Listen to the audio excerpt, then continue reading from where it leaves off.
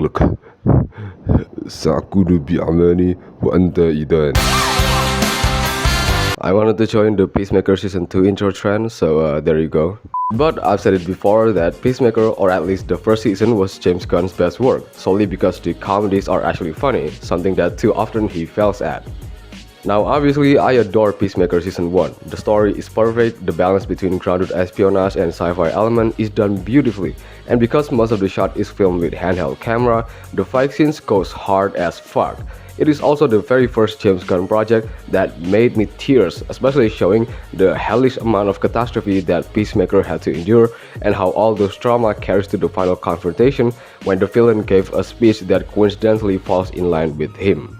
Fast forward to Season 2 and this was quite a mixed bag. Also, this is a full spoiler review, but I want to keep it very brief because I'm pretty sure there isn't that much to criticize, so if you haven't watched Season 2, then go ahead and then come back.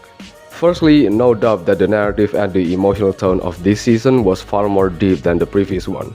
The fact that it follows Peacemaker tries to adjust his new life after losing the person he loves, and now another person whose son he killed wants to take revenge, is a very complex plotline but good enough for a startup of an espionage like cat and mouse adventure.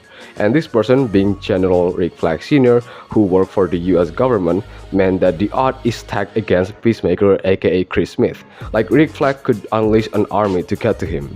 There's also another plotline with Peacemaker discovering an alternate universe where everyone that he has lost is actually alive and he's even being regarded as a hero, which is quite contrast to his own universe where he serves jail time. Both plotlines ends up coincides and creates a partially very wacky and fun adventure where Peacemaker and his friends keeps getting separated and even at near-death experience, but this pushes them to use something that they have, using it for their advantage and ultimately survive the obstacle, and that's why all these characters are instantly likable. With that being said, I did say partially. Well, to start off, every fight in Season 2, and I kid you not, are just quick time events. You know, in video games where you have to press 1 or 2 buttons or else you'd be dead in 10 seconds. I'm going to die! There's only one actual fight where both sides have the intention of fighting to their last breath, but that was not the final fight, it was in episode 3. So for a series based on a superhero character from DC Comic to completely pull any punches is just absurd. And following that, there's 3 new superpower characters, and lo and behold, all of them are heavily underutilized. We got Cyborg but only use her robotic ability to aim, basically aimbotting. We have a sorcerer who literally done nothing to the plot and quickly got killed by a pack of eagles in the next episode. There's Peacemaker's brother from the alternate dimension with his Iron Man-like suit, and still he only did the quick time event twice throughout the season. These characters are possibilities. They have these cool superpowers for a reason, so that Peacemaker could finally face his odds. And even when these characters got brushed aside to make room for the screen time of General Flag and his goons, we don't even see them fight, except that one time against an eagle, but still, we need more.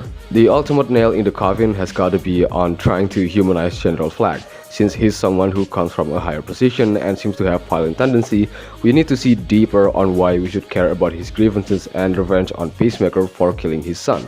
And it's kind of hard for me because we never got to see Flag's connection with his son.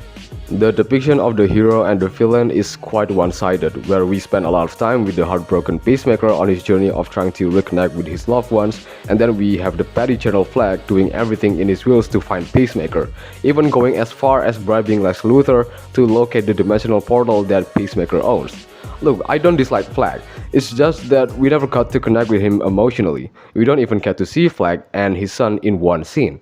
And on top of that, the only time we get to see Flag's son is in a flashback where he cheats on his girlfriend. I mean, if that's supposed to signify that Flag Jr. is somewhat of a role model, no, not by showing him being a bad womanizer. Overall, Peacemaker Season 2 is just disappointing. Again, it had way better story arc than Season 1, but the lack of actions in general is just mind-boggling, and we actually kind of know why. And unfortunately, the one who to blame is James Gunn himself, the writer of the show. You see, Gunn filmed Peacemaker Season 2 at the same time when he's also filming Superman. So it's easy to assume how that took complete toll on him, and he even said it in his podcast that it was very stressful. And it was the most excruciatingly painful experience of your life writing Guardians 3. You were in I would say the most excruciatingly painful experience of my life was writing Superman and this show at the same time. And it sucks that it's something that could have easily been prevented if he had just taken his time and doing his projects one at a time. Anyway, if you have further thoughts, then put them in the comment section. If you enjoyed the video, leave a like. If you want to support the channel, then feel free to subscribe, and I'll see you later. Peacemaker.